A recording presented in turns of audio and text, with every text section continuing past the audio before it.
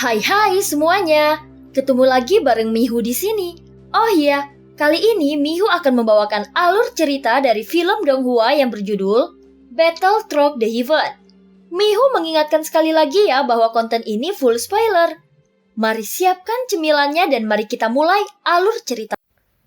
Melanjutkan dari kisah sebelumnya. Sebelumnya setelah sosok Yulan dari nomor 2 sampai nomor 8 telah memberikan informasi terkait tentang asal dunianya. Kini tiba saatnya giliran Xiaoyan untuk memperkenalkan dari mana dia berasal. Namun dia masih meragukan asal dunia sosok nomor 6 yang telah mengatakan dia berasal dari dunia sensi. Sejauh ini, Xiaoyan sudah mendengar ada 6 dunia yang disebutkan. Di antaranya adalah dunia dewa surga, dunia misteri surga barat, dunia kuno dewa abadi dan iblis, dunia pegunungan dan lautan, dunia sensi dan dunia kiamat. Tetapi di antara dunia utama, sebenarnya masih ada 3 dunia yang belum disebutkan dan salah satunya adalah dunia Taisu.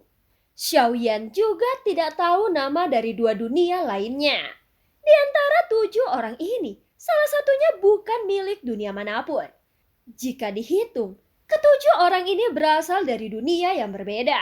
Maka Xiaoyan adalah satu-satunya pengecualian di sini. Jika apa yang dikatakan nomor 6 benar, dan dia benar-benar berasal dari dunia sensi, apakah mungkin orang yang berasal dari dunia yang sama bisa mengikuti pertemuan di alam dewa kekacauan ini?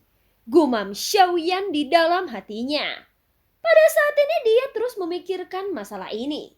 Dia juga berpikir bahwa bisa saja apa yang dikatakan nomor 6 itu mungkin benar.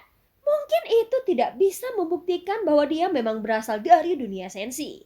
Lagi pula, jika dia berasal dari dunia sensi, maka dia juga mungkin memahami segala sesuatu yang terjadi di seluruh dunia sensi. Sehingga Xiaoyan menyimpulkan bahwa identitas nomor 6 ini masih sangat meragukan. Dan sekarang dia harus memikirkan bagaimana cara menjawab pertanyaan ini. Jika dia mengungkapkan identitasnya yang sebenarnya, maka nomor 6 pasti akan memperhatikannya. Namun jika nomor 6 memang benar-benar makhluk sensi, maka itu adalah kabar yang baik. Namun jika dia bukan berasal dari dunia sensi, maka saat ini sosok nomor 6 memang berada di dunia sensi. Hanya saja ada kemungkinan bahwa dia berasal dari dunia Taisu yang sedang bersembunyi di dunia sensi. Dan alasan mengapa dia mengetahui begitu banyak informasi tentang dunia sensi adalah karena tidak menutup kemungkinan besar bahwa dia adalah pemimpin dari Taisu. Setelah memikirkan hal ini, Xiaoyan tiba-tiba menyadari sesuatu. Dia merasa sepertinya nomor 6 memang sengaja mengisyaratkan bahwa dia berasal dari dunia sensi. Dan seolah-olah dia tidak menyembunyikan identitasnya pada pertemuan sebelumnya. Hal ini sebenarnya karena dia sudah lama ingin semua orang mengira bahwa dia berasal dari dunia sensi. Menurut Xiaoyan, dia juga sepertinya tidak pernah takut pada apapun. Dan hal itulah yang paling mencurigakannya. Jadi sepertinya dia sengaja mengatakan itu semua hanya untuk membuka identitas Xiaoyan. Menghadapi situasi seperti ini, tiba-tiba Xiaoyan menghirup udara dingin. Dan dia terus berpikir apa yang harus dikatakannya sekarang. Bagaimanapun keputusan harus segera diambil Xiaoyan. Dan semua orang juga sedang menunggu apa jawabannya. Aku berasal dari dunia Taisu, ucap Xiaoyan dengan suara yang dalam. Setelah suara Xiaoyan keluar perlahan, dia tertegun sejenak. Karena meskipun tujuan dari nomor 6 ingin menjebaknya, jika dia menyembunyikannya sekarang, maka Xiaoyan juga bisa mendapatkan lebih banyak petunjuk tentang sosok nomor 6. Dan ini merupakan pilihan yang tepat untuk saat ini. Setidaknya Xiaoyan bisa membuat nomor 6 tidak bisa menebaknya sekarang. Bagaimanapun nomor 6 mengaku berasal dari dunia sensi. Kemudian nomor 7 mengatakan bahwa dia bukan berasal dari dunia Taisu. Karena tidak ada yang mau menunjukkan bahwa ada orang yang berasal dari dunia Taisu di sini, maka Xiaoyan mengambil langkah ini. Lagi pula Xiaoyan tidak tahu tentang 2 dunia lainnya. Jadi dia hanya punya 2 pilihan sekarang, yaitu mengaku sebagai dunia sensi atau mengaku dari dunia Taisu. Tetapi Xiaoyan jelas memilih yang terakhir. Sebelumnya aku meminta maaf kepadamu. Bagaimanapun semua yang terjadi adalah pilihan dari duniaku. Jadi langkah ini membuatku tidak berdaya. Lagi pula aku tidak bisa mengendalikannya. Aku juga belum pernah melihat sosok Yulan di dunia Taisuku. Ucap Xiaoyan segera meminta maaf kepada nomor 6. Tetapi seperti yang dikatakan nomor 6, bahwa pengaturannya sudah dimulai sejak lama. Sehingga invasi bisa dianggap sebagai cara untuk bertahan hidup. Pada saat ini perkataan Xiaoyan penuh dengan omong kosong. Lagi pula tidak masalah apakah mempercayai nomor 6 atau tidak. Jika nomor 6 berasal dari dunia sensi, maka belum terlambat untuk menjelaskannya nanti. Namun jika nomor 6 bukan berasal dari dunia sensi, maka kebenarannya akan terungkap dengan sendirinya. Dengan situasi saat ini, Xiaoyan yang berada di dunia kuno dewa abadi dan iblis juga harus lebih berhati-hati dalam mengambil sikapnya. Pada saat yang sama nomor 6 tidak menjawabnya. Adapun apakah nomor 6 sengaja tidak menjawabnya saat ini, Xiaoyan tidak dapat menyimpulkannya. Lagi pula ada banyak kata yang akan menyebabkan kesalahan. Pada saat ini setiap orang telah selesai menjawab satu demi satu. Meskipun masih ada dua dunia yang belum terungkap, namun salah satu dunia itu mungkin dunia tempat nomor 1 berada. Walaupun kebenarannya masih belum terkonfirmasi saat ini. Setelah Xiaoyan selesai berbicara, sosok nomor 2 merasa tidak menemukan sesuatu yang istimewa. Karena tidak semua dunia mengalami invasi atau mengalami perang. Meskipun ada dunia yang mengalami konflik, tetapi itu hanya masalah internal di dunia mereka sendiri. Baiklah, kuucapkan banyak terima kasih karena semua orang sudah bersedia angkat bicara. Meskipun aku belum mendapatkan petunjuk khusus dari semua informasi yang dibagikan, namun aku sangat berterima kasih atas informasi ini. Ucap Yulan nomor 2 dengan suara yang dalam. Setelah hening beberapa saat, Yulan nomor 2 segera berkata dengan sedikit penyesalan kemudian melanjutkan kata-katanya. Menurutku, sebenarnya sangat wajar jika dunia mengalami perang dan perselisihan. Bagaimanapun masalah perang antara dunia juga tidak bisa dihindari oleh setiap dunia manapun. Lagi pula, kelangkaan sumber daya pasti akan menimbulkan konflik dalam kultivasi. Jadi pada dasarnya ini adalah tentang insting dalam tatanan dunia itu sendiri. Ucap Yulan nomor 2. Mendengar kata-kata Yulan nomor 2, Xiaoyan merasa bahwa dia sebenarnya juga memiliki keraguan. Bagaimanapun ada 3 suara dari 8 suara yang menentang.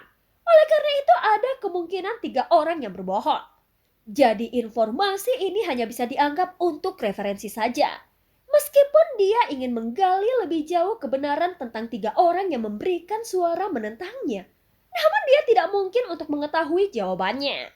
Saat ini Xiaoyan hanya bisa membuat penilaian berdasarkan apa yang dikatakan Yulan nomor 2. Sehingga dia hanya bisa menebaknya. Jadi mulai sekarang, Xiaoyan harus lebih berhati-hati lagi dalam berbicara. Kupikir sekarang angin sudah mulai bertiup. Jadi jika terjadi badai, maka tidak satu pun dari kita yang bisa menghindarinya. Oleh karena itu sebaiknya kalian berhati-hati. Ucap Yulan nomor 2 akhirnya berkata perlahan. Tetapi dalam kata-katanya ada perasaan tidak berdaya. Baiklah, sekarang sebaiknya kita harus berbicara secara bergiliran. Dan kalian dapat terus berbagi informasi. Aku juga ingin mengucapkan terima kasih karena sudah mengingatkanku. Dan untuk masalah ini, aku pasti akan lebih memperhatikannya. Meskipun sekarang tidak ada perang di dunia misterius surga barat, tetapi tidak berarti kedepannya duniaku akan baik-baik saja. Jadi aku akan memeriksanya dengan hati-hati lagi. Namun untuk saat ini, aku tidak memiliki informasi yang lainnya. Ucap Yulan nomor 3 berkata perlahan. Aku juga ingin berterima kasih kepadamu karena sudah mengingatkan. Dan aku akan memeriksanya kembali. Apakah ada orang yang benar-benar melihat sosok Yulan di formasi pohon dunia di dunia kuno dewa abadi dan iblis? Tetapi aku juga masih berharap kalian semua bisa membantu duniaku memperbaiki formasi pohon dunia. Dan aku pasti akan membalas kebaikan kalian dengan sumber daya. Ucap suara nomor 4 keluar dengan suara yang dalam. Dia kembali melanjutkan kata-katanya. Sebelumnya aku sudah mengatakan bahwa aku sangat berharap bisa mendapatkan bantuan dari semua orang di alam dewa kekacauan ini. Bagaimanapun formasi pohon dunia di dunia kuno dewa abadi dan iblis bukanlah sebuah celah, tetapi itu sebuah lubang besar. Jadi bisa dibayangkan betapa sulitnya untuk diperbaiki. Jika masalah ini terus berlanjut sedikit lebih lama lagi, maka tatanan dunia kuno dewa abadi dan iblis pasti akan menjadi semakin kacau lagi. Tepat ketika kata-kata nomor 4 keluar, Xiaoyan juga langsung membuat rencana di dalam hatinya. Dia berpikir apakah ada peluang untuk bertemu nomor 4 di dunia kuno dewa abadi dan iblis. Apalagi Xiaoyan juga merasa bahwa nomor 4 sangat kuat. Lagi pula, dia berani mengungkapkan pengakuan seperti itu. Jadi Xiaoyan juga ingin mengungkap kekuatan nomor 4 yang sebenarnya. Dia juga khawatir dengan situasinya. Dan dia harus mendapatkan pijakan kuat di alam dewa kekacauan di masa depan. Meskipun semua orang belum menunjukkan kekuatannya masing-masing. Tetapi selama ini mereka bisa mendapatkan informasi terbaik di dunia. Dengan fakta itu seharusnya kekuatan mereka tidak boleh diragukan lagi. Jadi saat ini Xiaoyan hanya bisa menunggu dan melihat. Apakah akan ada petunjuk lainnya? Bagaimanapun sekarang Xiaoyan masih perlu mencari tahu lebih banyak informasi tentang dunia kuno dewa abadi dan iblis sebelum mengambil keputusan. Saat ini situasi duniaku juga sama seperti dunia nomor 4. Jika kalian bisa memberiku uluran tangan untuk membantu dunia pegunungan dan lautan, aku pasti akan membalas kebaikan kalian dengan mata air dewa. Sekarang dunia pegunungan dan lautan berada dalam kekacauan. Sehingga aku tidak punya banyak informasi untuk dibagikan kepada kalian semua. Ucap Yulan nomor 5 berkata dengan singkat. Dan sangat jelas bahwa situasi di dunianya semakin kacau saat ini. Setelah Yulan nomor 5 selesai berbicara, sekarang giliran Yulan nomor 6 lagi. Tetapi setelah dia mendengar Xiaoyan yang mengaku berasal dari dunia Taisu, dia terlihat terdiam cukup lama. Lalu setelah beberapa saat dia akhirnya membuka mulutnya. Aku sudah memberitahu kalian semua tentang situasi yang dihadapi dunia sensi sebelumnya. Sayangnya aku hanya bisa berharap bahwa situasinya akan tetap aman untuk saat ini. Ucap Yulan nomor 6. Setelah nomor 6 selesai berbicara, dia mulai terdiam lagi. Dan seolah-olah sepertinya dia telah menjadi korban dari Xiaoyan. Dalam hal ini, aku tidak menyangka bahwa nomor 9 berasal dari dunia Taisu. Dan aku sedang menunggu takdir. Tetapi ini juga kebetulan karena aku juga terlalu lemah. Tetapi ini juga kebetulan karena aku juga terlalu lemah. Jadi bagaimana kalau kita mencobanya? Mungkin aku punya sesuatu di sini yang dapat menarik minatmu. Ucap Yulan nomor 7 segera berkata perlahan. Tetapi menurut apa yang dikatakan nomor 7, sepertinya dia tidak peduli dari dunia mana semuanya berasal. Baginya itu sama saja, karena seperti yang dia katakan sebelumnya, bahwa dunianya sudah tidak ada lagi. Jadi dunia mana yang diinvasi dan dunia mana yang dimusnahkan, itu tidak ada hubungannya dengannya. Jadi kemungkinan terburuknya adalah dia ingin mengubah dunia. Tetapi ketika Xiaoyan mendengarkannya, dia juga cukup tercengang. Lagi pula pertanyaan yang diucapkan nomor 7 terlalu tiba-tiba. Namun Xiaoyan juga tidak menyangka bahwa nomor 7 akan begitu jujur. Bahkan dia sepertinya tidak takut untuk mengekspos identitasnya sendiri. Tetapi Xiaoyan juga sadar bahwa sebelumnya dia juga menggunakan nomor 7 untuk menemukan berbagai benda aneh. Dan sepertinya dia juga mengetahui segala sesuatunya dengan sangat baik. Dia juga sepertinya seorang pengusaha yang berpergian keliling dunia. Namun karena dia mampu melakukan perjalanan ke berbagai dunia, maka kekuatannya tidak perlu diragukan lagi. Nomor 7, sebelumnya aku minta maaf. Sekarang aku sedang mengasingkan diri untuk melakukan persiapan melawan dunia sensi. Dan aku tidak tahu apa yang akan terjadi selanjutnya. Jadi aku merasa tidak nyaman melakukannya untuk saat ini. Ucap Xiaoyan segera menjawab dengan nada yang menyesal. Sepertinya situasi yang kau hadapi cukup rumit. Meskipun kau ingin setuju, tetapi kau tidak bisa melakukannya. Jadi itu tidak masalah. Namun aku ingat ucapanmu pada pertemuan terakhir, bahwa kau bertanya tentang situasi di dunia kuno Dewa Abadi dan Iblis. Jadi apakah kau masih berencana untuk pergi ke dunia kuno Dewa Abadi dan Iblis? Jika kau tidak keberatan, kita bisa pergi bersama. Setelah nomor 7 berhenti, dia segera berkata lagi. Tepat ketika mendengar kata-kata ini, tiba-tiba Xiaoyan hampir mengeluarkan seteguk besar darah. Jelas dia tidak menyangka nomor 7 akan mengingat apa yang dia katakan sebelumnya. Sekarang sepertinya situasinya akan semakin buruk. Karena jika Xiaoyan melakukan kesalahan dalam kata-katanya, itu hanya akan membuat nomor 6 membuat lebih banyak penilaian tentang dirinya. Saudaraku, sepertinya akhir-akhir ini ingatanku tidak begitu baik.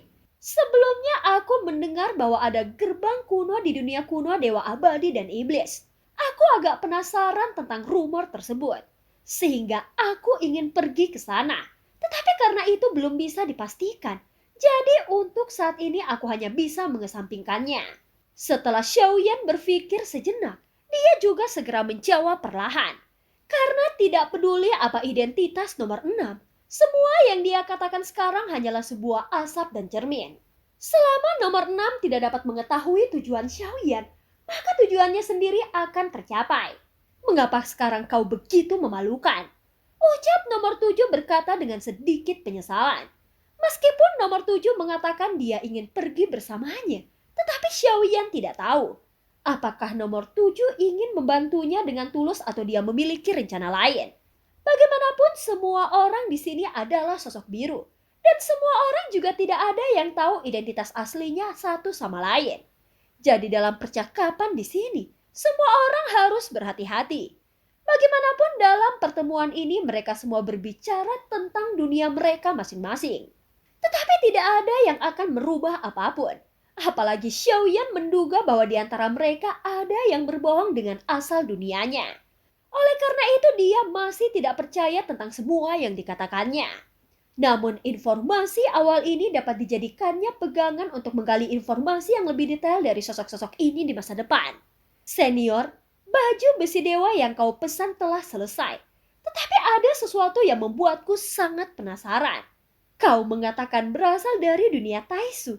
Tetapi mengapa kau mempercayakan kepadaku untuk memperbaiki baju besi dewa ini? Ucap nomor 8 bertanya dengan ragu. Jelas pertanyaan ini tidak diragukan lagi bahwa nomor 8 ingin mengungkapkan identitas Xiaoyan secara langsung. Sebelum Xiaoyan menjawabnya, tiba-tiba nomor 8 kembali melanjutkan kata-katanya. Kau dan nomor 6 sama-sama memiliki baju besi dewa. Tetapi mengapa kau penasaran dengan meningkatkan baju besi dewamu? Ucap nomor 8 bertanya lagi. Sebelumnya aku meminta maaf kepadamu. Adapun mengapa aku mempercayakan kepadamu untuk memperbaiki baju besi dewaku? Itu sebenarnya karena aku menggunakannya untuk berperang. Bagaimanapun baju besi dewaku sebelumnya tidak cukup kuat. Sehingga aku membutuhkan baju besi dewa yang lebih kuat. Lagi pula, Taisu juga kekurangan sumber daya untuk meningkatkan baju besi dewa seperti yang kuinginkan. Ucap Xiaoyan segera menjawab tanpa ragu-ragu. Bagaimanapun situasinya sudah pada titik ini. Jadi meskipun kata-katanya memiliki banyak celah, tetapi sebenarnya hal yang sama berlaku untuk nomor 6. Jadi Xiaoyan ingin mendengar apa yang akan dikatakan nomor 6. Nomor 8, apakah ada yang ingin kau tanyakan lagi? Ucap Xiaoyan segera balik bertanya. 9, jangan tersinggung. Aku hanya penasaran. Karena baju besi dewa yang kau berikan kepadaku memang baju besi dewa. Tetapi meskipun banyak perubahan yang dilakukan kepada baju besi itu, yang pasti itu adalah baju besi ajaib. Dan baju besi yang kau percayakan kepadaku seharusnya sama dengan apa yang aku tempa untuk nomor 6. Ucap nomor 8 berkata dengan bingung. Mengapa nomor 8 benar-benar mengatakannya? Sepertinya dia adalah seseorang dengan pemikiran yang sangat sederhana. Ucap Xiaoyan berkata di dalam hatinya. Namun sudut mulutnya perlahan terangkat. Awalnya Xiaoyanlah yang penuh dengan celah. Tetapi sekarang, apa yang dikatakan nomor 8 membuat segalanya berbalik. Sehingga membuat nomor 6lah yang penuh dengan celah. Dan film pun berakhir. Terima kasih udah dengerin Mihu dari awal sampai akhir ya. Sampai jumpa.